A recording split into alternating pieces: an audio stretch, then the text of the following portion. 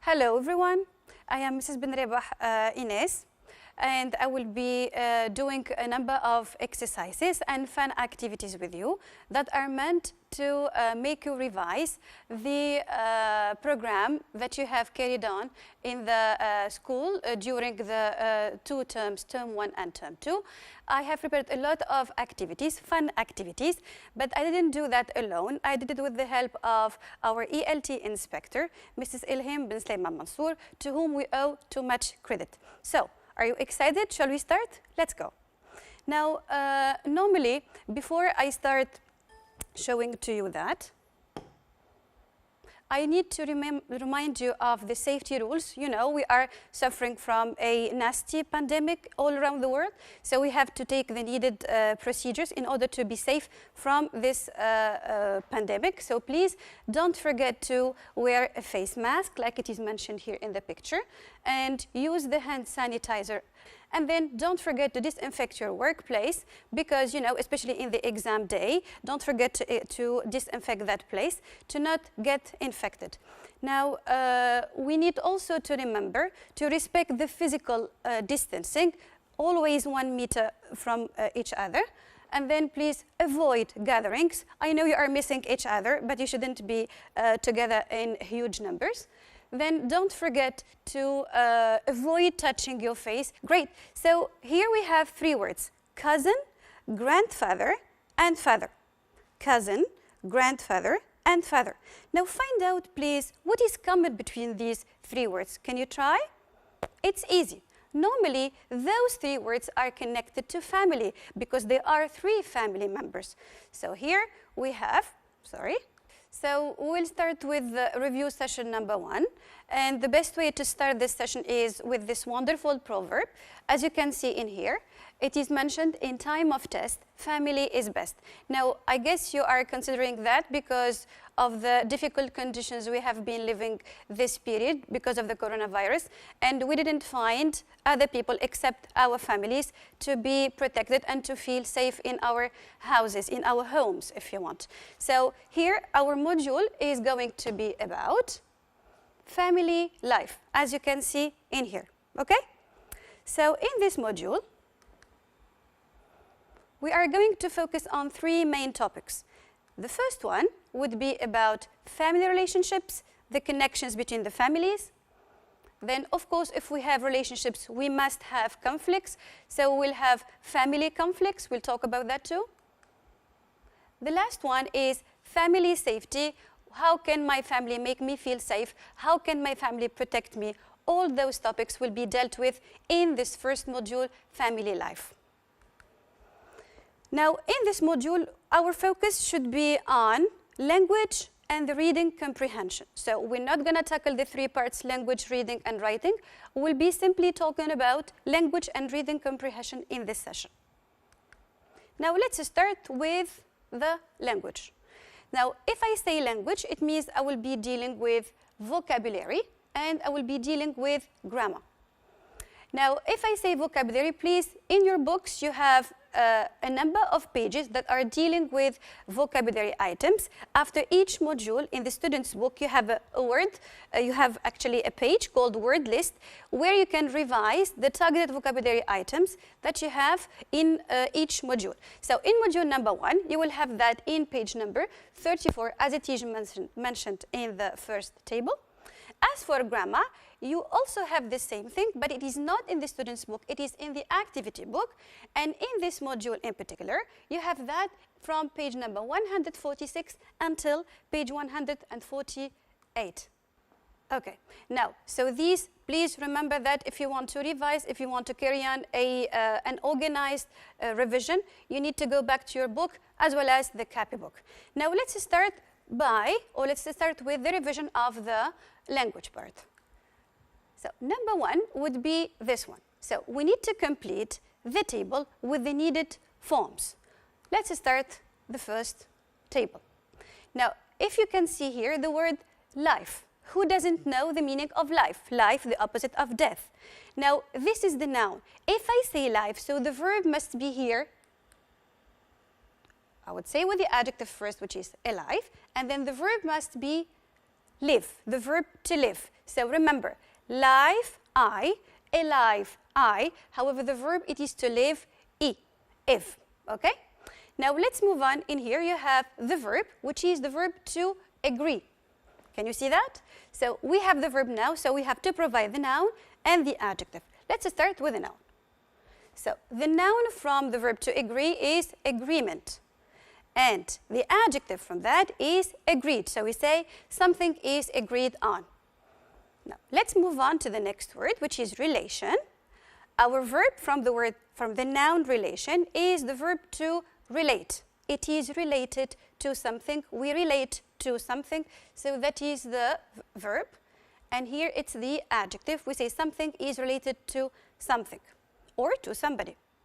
Now we'll move on to the next noun. It is support, and that is the equivalent of help. So the verb from support is the same. It doesn't change in the two sides. So we have the noun support and the verb to support somebody. It's like exactly help. We say I give some help and I help somebody, which is also the verb. The adjective from that is supportive. Now in help you have the adjective as helpful.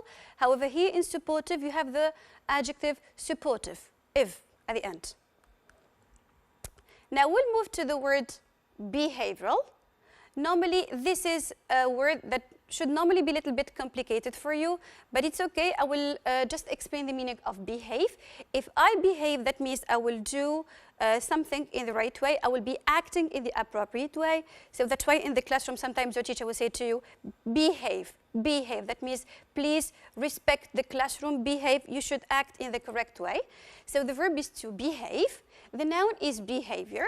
It can be written in, if you want, it can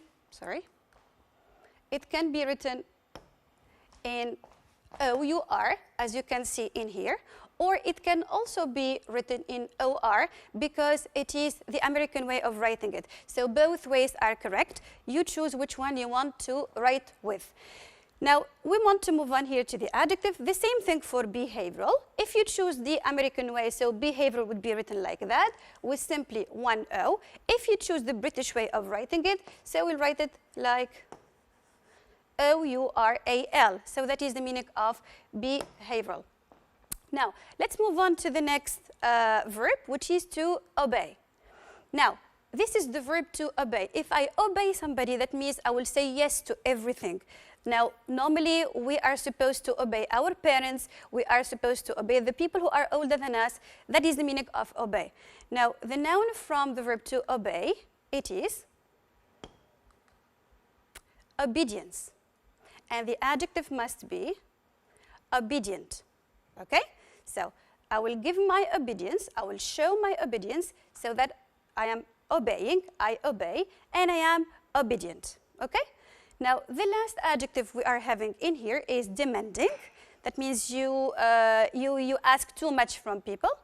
So the verb and the noun are the same. You have the noun demand, a demand, and you have the verb to demand something. So is that clear now with the word forms, with the different forms we have?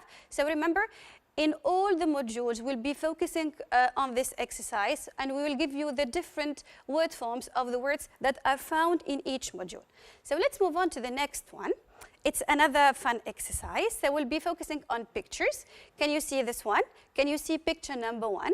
Is that clear to you? So here in the picture, you have somebody who is like chained. He is handcuffed, if you can see that. So that person is handcuffed, but he's not in prison.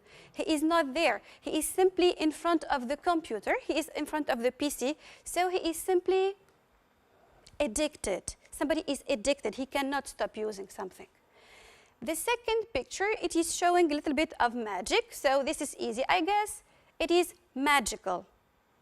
As for the third one, it is showing the wallet. Here, it's a wallet where you can put some money, and it's empty. So here, this person is really miserable. It's coming from misery. That means unhappy because he doesn't have enough money. If you want, or he is poor enough.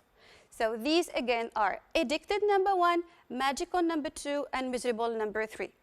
Okay? Let's move on to number 3 now. So here we are going to focus on the different connections of words. Now, normally in each language we have a number of words that should be associated together. I will just give you an example. I will say I go, and you expect something after it. I will go, there is a space, then school. What do you say? I go to school. You don't say, for example, I go on school. You should say, I go to school. So go and to go together. So this is what you're going to do in this exercise. We'll simply match things that go together, that are meaningful. This is our table. So let's start with number 1, to break something. So it becomes broken. So what do I say? Break a roll? Break a family? Break a meal? No, it's not that. We simply say to break rules. If I break rules, that means I will not respect them. I will not be behaving and respecting the rules. The second verb is to afford. If I afford something, it is strictly connected to money and the ability to be buying something. So that's why I have to say to afford buying something. Now the next one, it's actually a different way. So I will say to spend. If I spend, it means I will spend money. For example, you spend money on buying your best video games. You spend money on your hobbies. You spend money on buying clothes. And this is for girls especially. Okay? So play, it's easy. So I will say I play a role. So each one in the family, and you studied that, each one in the family should be playing a role. For example, the mother's role is normally supposed to be preparing food for the whole family. The role of the father is providing money for the whole family. You as a son or as a daughter, you are supposed to be helping in the house activities or something like that. So that is the meaning of playing a role in each family. Now we'll move to the other one, lenient. As you can see, lenient, it's an adjective.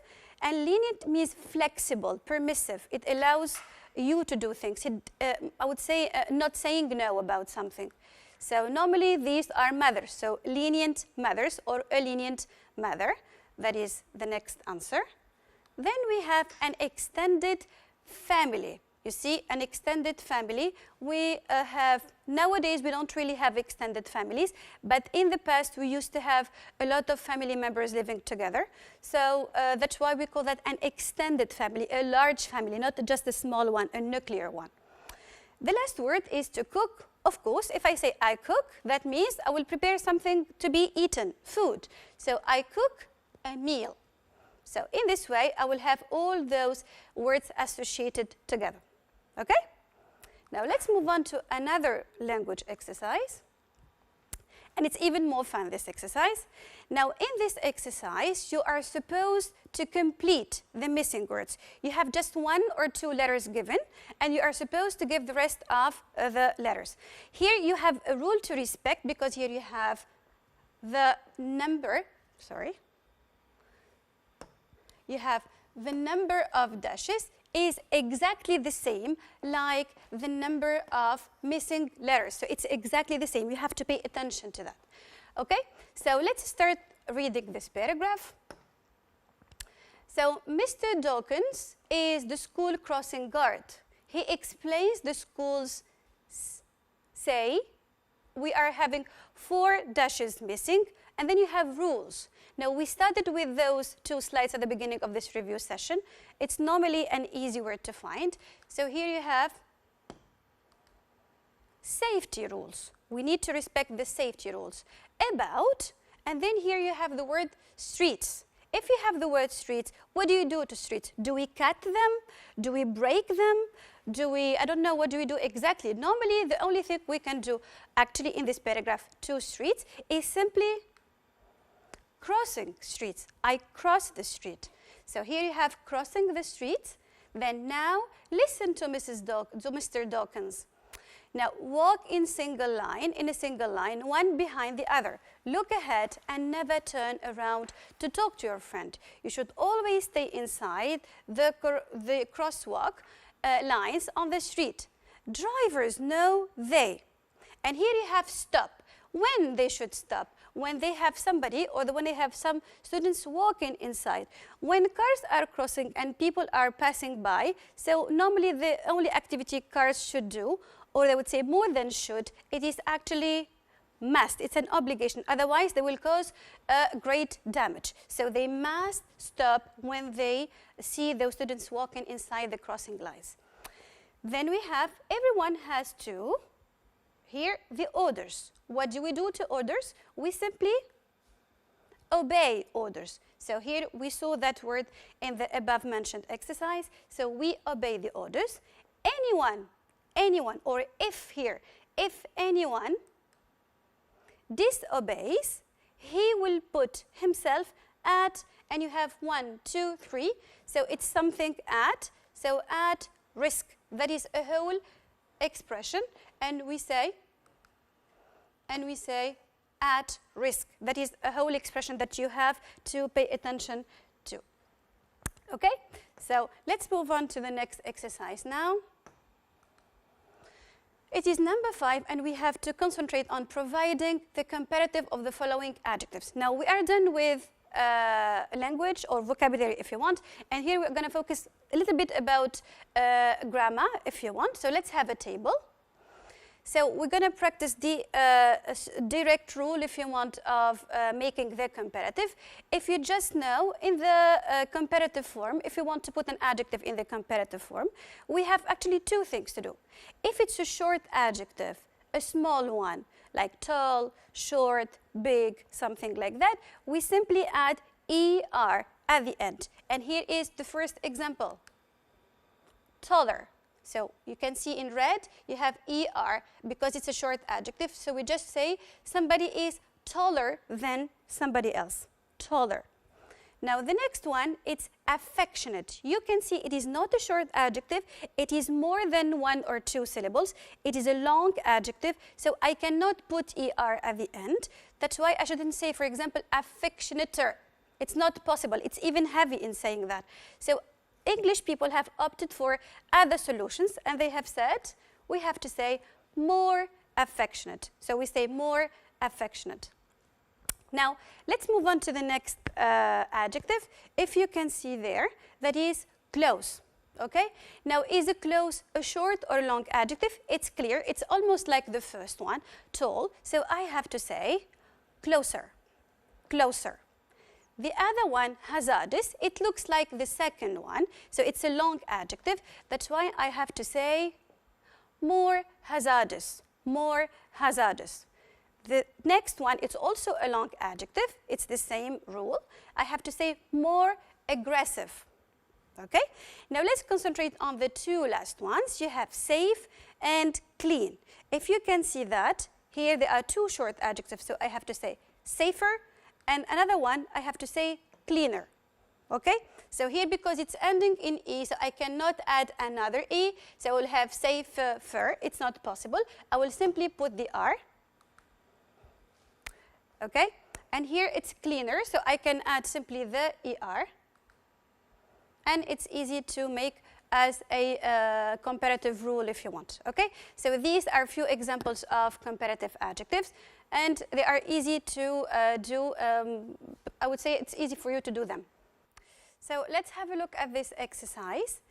This is a multiple choice exercise where you have to choose here the correct answer. But how are you going to choose it? You will simply circle that as it is mentioned in the question.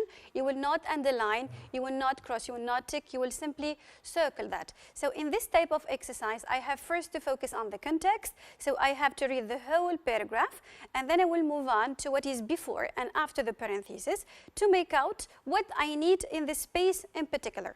So let's start practicing that. Let's start reading the whole paragraph and then judge what we need before what we need in each space by reading what is before and after each parenthesis. Now let's move on to the first paragraph. I usually save £1.50 and spend the rest. I haven't counted it for a while, so I'm not sure how much, how often money is there at the moment. If I do a really big chore at home, I may, must, should get a bit extra. If there isn't something I desperately want, I'm not that bothered about pocket money, and I don't really think about getting a rise. It's not something I talk about with friends at school. We are more likely, less likely, never likely to be discussing football. Some students feel embarrassed, embarrassing, embarrassed. So it's important not to show off about what you've got. So this is the whole paragraph, and it's mentioned clear right from the first sentence that it is about pocket money and how should teenagers be dealing with pocket money. So it's about money as an overall idea. Now we'll concentrate on the things that we have, or on the spaces we have before the or each parenthesis. Now we'll focus on number one. So I'm not sure how often, how many, how much money. So do I say how many money? It's impossible because money is an uncountable noun, and I don't say many money. I would rather say something else. Do I say how often money? If I say how often money, it means how many times I do, if you want money, or I use money, and it's not this one. I'm not talking about that. I'm using money straight away after the parenthesis. So here I will ask about how much money is there at the moment. So here, if it's money, normally it must be how much money.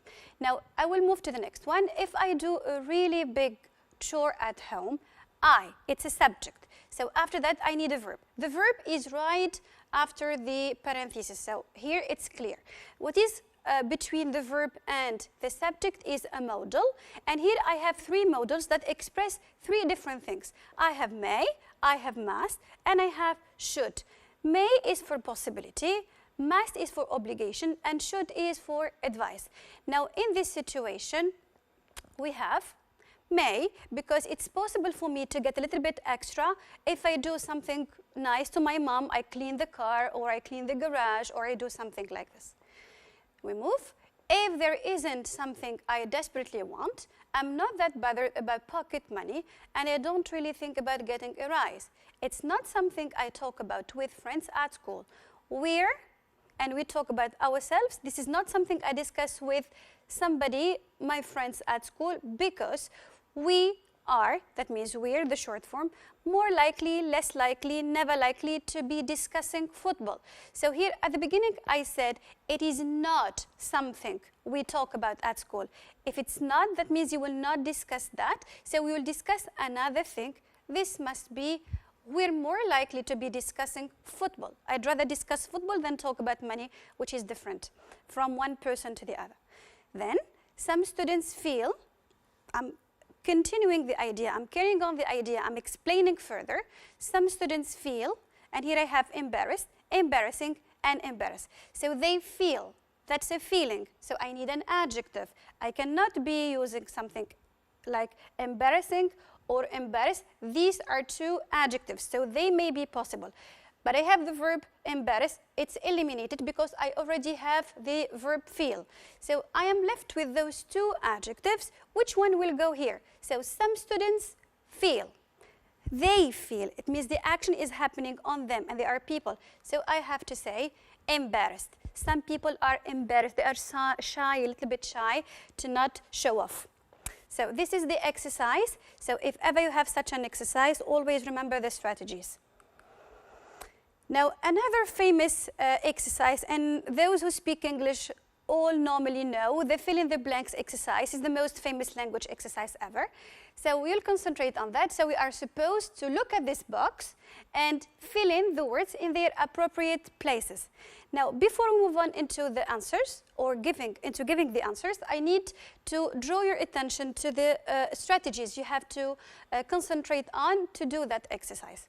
Now, first, you have to read the whole paragraph for context, as usual. This is applied on each language exercise. I'm going to read it to understand where am I, what is going on, what am I talking about, what do I have to revise, what do I have to read, what am I talking about exactly. Then I will go to the box and try to classify the words, which one is an adjective, which one is a verb, which one is an adverb, so that sometimes the grammar can help me. For example, I will find out we are both, and here maybe I need an adjective. I will go back to the box and find out how many adjectives I have and which one will fit here depending on the meaning. So here I will get the use of grammar and meaning at the same time. So let's start with reading the paragraph as a whole. My sister and I always got on really well. Well, apart from that time when we because we both like the same boy. But he went off with Heather Jenkins, so we came back close again, quite a space. Then we are both a space, and we like the same kind of music. When we were a gap, we went out on our bikes together. At school, we're good at different things. I'm good at languages, and Laura is good at maths. That's good though. It means that we can help each other with our homework. We can also share our space. Next year, I'm probably going to study in London, and she's going to Manchester, but I'm sure our space won't change. Even though we're physically apart, we will be morally chained forever. So here we are talking about a relationship between two family members, and it's clear here they are sisters. It's the first word, my sister and I. So it's us. We are two sisters. We're going to talk about our relationships in here. So that's why you're going to have the word relation in here after that. So here we are talking about family relationships, and especially the relationship between two sisters. Great. Now we'll move on to the types of words if you want. Number one, it's younger. It's a comparative adjective. We have been talking about the comparative in the previous exercise. Then fought, it's a verb in the past. Demanding adjective, we have seen that in the first exercise. Quickly, an adverb. Relationship, a noun. Easygoing, an adjective. Stationaries, it's a noun, a plural noun, and then older, it's also a comparative. So we'll try to put them in the appropriate place, but you have to pay attention that there are two extra words you would never ever use. It means two words you would not use at all. That's clear, okay? Also, I want to draw your attention that in each space you have to use just one word and just once. You don't use actually a word twice or three times. You simply use each word once. Then please, if you copy a word from here to here, pay attention that it is written correctly, because even if you misspell even one little letter, you will miss your half a mark, and that's why you have to pay attention to not make these kinds of, I would say, pitiful mistakes. Pay attention, please. Now let's start. My sister and I always got on well. Well, apart from that time when we, and here we, it's a subject, so you need normally a verb. I will go back. I don't have a verb in here except this one, which is fought, the past of fight. I say fight, fought, fought. So normally it must be there. So we got on well. It's okay, even the meaning is going on. We got on well except the time when we had some problems. That means when we fought, because we both like the same boy. You know, girls fight for those reasons. We move on. But he went off with Heather Jenkins. He left both of them, unfortunately for them. So we came back close again. Quite, after quite, you need normally an adverb. I will go back to this one. I simply have one adverb, and it is mentioned here quickly. It finishes up with ly. So you will have the word quickly. Now, let's move on. We are both, normally here we expect an adjective. I will go back. I have two comparative adjectives, and I have two adjectives, easygoing and demanding. Here, what do we need? We are both, and we like the same kind of music. If they like music and they are actually having fun all the time, that means they are easygoing. They are cool, if you want. So we are both easygoing and we like the same kind of music. Then we were, it's in the past, we were when we were how? Now it's the present, but here we are talking about the past. When we were how? We're going to discover the situation. When we were older, it's not possible. If I just use the future here, I will say when we become older, when we will be older. But here we are talking about the past, so I have to use the adjective younger, the comparative form of young, which is younger. We went out on our bikes together. At school, we're good at different things. I'm good at languages, and Laura is good at maths. That's good, though. It means that we can help each other with our homework. We can also share our, after our, you are expected to have a noun. We'll move on. Here you have two nouns. A plural one, stationaries, and you will have relationship. So we can also share our what? What do you share? You can share your relationship. It's not possible here, but you share the materials you can use at school, which are called stationaries. Okay, now we'll move to the last one. So we'll move on. So next year, I'm probably going to study in London, and she's going to Manchester. But I'm sure we need another noun. So here, the only one which is left is our relationship want to change and will be all the time chained together. So you can see in here, you have to use all the contextual, grammatical clues to be doing such an exercise. Okay? Now, these were the language exercises. I hope that you enjoyed that and you benefited a lot. Remember the tips I have told you about. And now let's concentrate on the second part I have talked about at the beginning of this review session. And it's going to be about the reading comprehension. Now, what am I supposed to do in the reading comprehension? Actually, I'm supposed to read the text attentively, because if I read attentively, silently, I would say in a calm way, I would say in a concentrated way, I will be able to understand the text well and not waste time. The next thing I should do is answer the questions accordingly. It means I have to answer the questions in relation with the text. I need to know how to answer those questions to be able to get the full mark in the exam and in all the other reading exercises. So let's start with our text. So I have prepared to you a text. Now this is the text. I advise you whenever you have a text like that, before just getting into the details, concentrate on everything extra. Here, for example, you have, so you can have here the picture. Here you have the writer. Here you have, if you want, the title. So all of those things are extra things. So if you want, you can just look at them, because sometimes they give you ideas about the type of the text, who is the writer. They can help you with some visuals. They can help you a lot. So have a look at them, even if you don't understand the content. Sometimes you can find out few details from those extra things. Then get into the text, concentrate on the details, read it at least twice or even more, if you can, but don't forget to, I would say, be precise in time, because you may waste too much time and miss the next part. So let's start reading that. There is a conflict between young and old generations, a conflict where neither understands the other.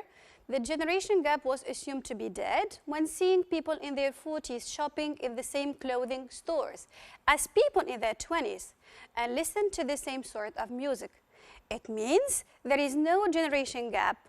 This is new in human history, and it's kind of weird. Those who are a couple of years older are entering workplaces and colleges. And you know what? There is a generation gap, just not in the way that we imagine it.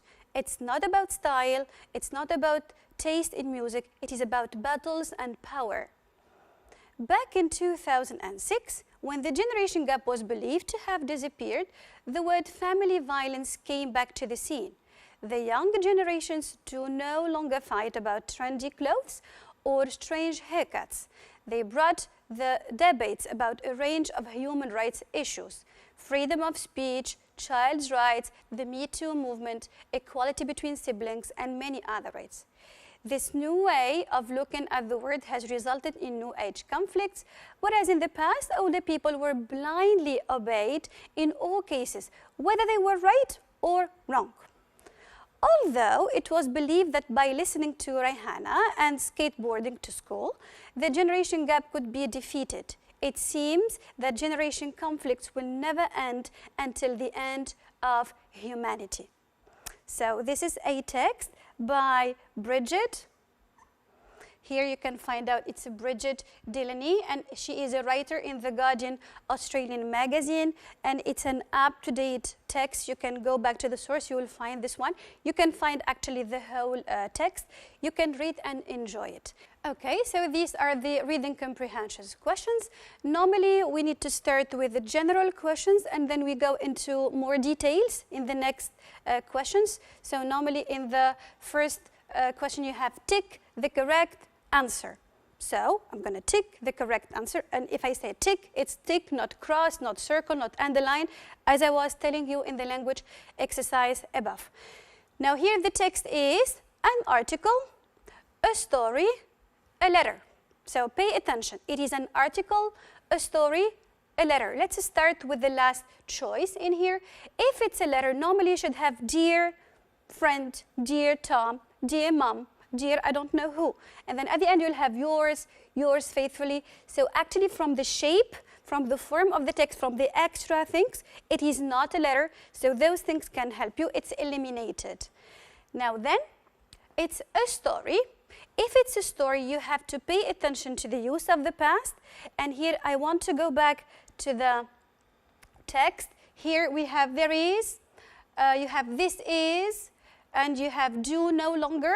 So you have many will never. So you have the present and the future. So you have too much focus on the present and the future. So it can't be a story because a story must be told in the past. So this is not a story. Now let's move on to the third choice. Here you have an article. And why we need to, we tend to believe that this is an article, because if you have an article, you need normally to have a title or a headline. Then you need to have the source in here, also the writer of this one, and then you have facts. You have things in the present, if you want. You have things talked about by a famous person, by a known person, that he or she can be discussing something, a topic. So the right answer is an article, as it is proved in the text. Now, the second question is, the text is mainly about. And here, remember, the first question was about the type. The second one was about the content, the message. What is the meaning of this text? What is it talking about, this text? So, is it about the end of generation gap, the return of generation gap, or the new form of generation gap? Now, here, if I want to go back to the text again, if it's the end of the generation gap, it's not possible because here we have generation conflicts will never end. So it's not the end, it's not possible. This is eliminated. Then I will have the return of generation gap. It's actually associated. It is never ended. It is never stopped. So how can it be coming back? So it is actually the new form of generation gap, which is the last choice. Okay? So let's get further into the details. Here you have another type of questions of the reading part. Are the following statements true or false? So here you have to write down true or false. Then you need to justify with the details from the text. Let's start with A. Both old and young generations buy clothes from the same shops. So they buy clothes from the same shops. That means they are shopping from the same places. We'll go back to the text. Okay, so here let's move to paragraph number 1 and look at this one. Okay, the generation gap was assumed to be dead when seeing people in their 40s shopping in the same clothing stores as people in their 20s. That means this is a true statement. So the justification would be the generation gap was assumed to be dead when seeing people in their 40s shopping in the same clothing stores as people in their 20s. So this is the justification from the text. Second statement, in the past, young people had to obey the older people without discussion. Here you have to concentrate on the word without discussion. Obey without discussion. Go back to the text. All the time do this one. If you want to check your answers, if you want to justify, you have to go back to the... So here is the justification. We are back in paragraph number 3. And here you have this new way of looking at the world has resulted in new age conflicts, whereas in the past, older people were blindly obeyed in all cases, whether they were right or wrong. So this is the justification. That means in the past they were blindly, without discussion, they were blindly obeyed.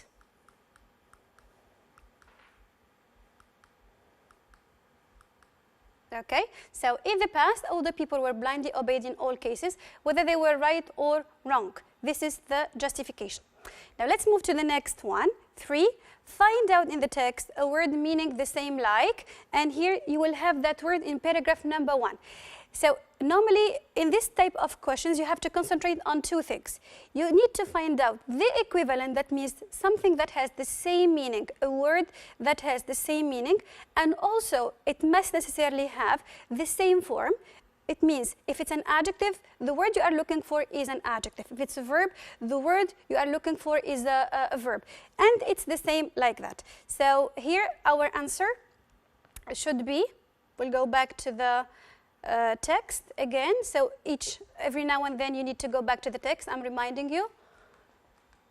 So we are in paragraph number 1 here, and it's kind of weird. And it's kind of weird, which is bizarre. And here we'll move to the answer. Okay, weird, it's a synonym of strange and bizarre, if you want. Okay, let's move to 4. What does the underlined pronoun refer to? Now, this is a reference question. That means you need to find out a pronoun. It can be a word, another word, and you need to find out what does that word or pronoun refer to in the text. That means you need to go back right before that space, that underlined word, and try to find out what is it talking about, what is it related to exactly. This is what you're going to do right now in our text. Okay, so this is they, as you can see in here, that is they. So I need to go back into this sentence. This new way of looking at the word has resulted in new age conflicts, where in the past older people were blindly obeyed in all cases, whether they were right or wrong. So they, here it can't be about cases, it's about a person, so it must be about older people. Okay, so this is the answer, older people. So let's go to the last question, which is question number 5, and it is one of the questions that can be given to you in the exam. And now you can have this question to find out what a given sentence taken out from the text express.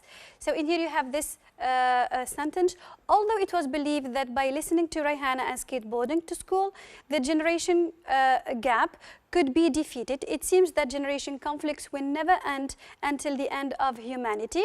So in here I need to concentrate on the word although here, if you can find out that word although. That word is a linker and it expresses actually contrast. So you have to write down your answer in this way.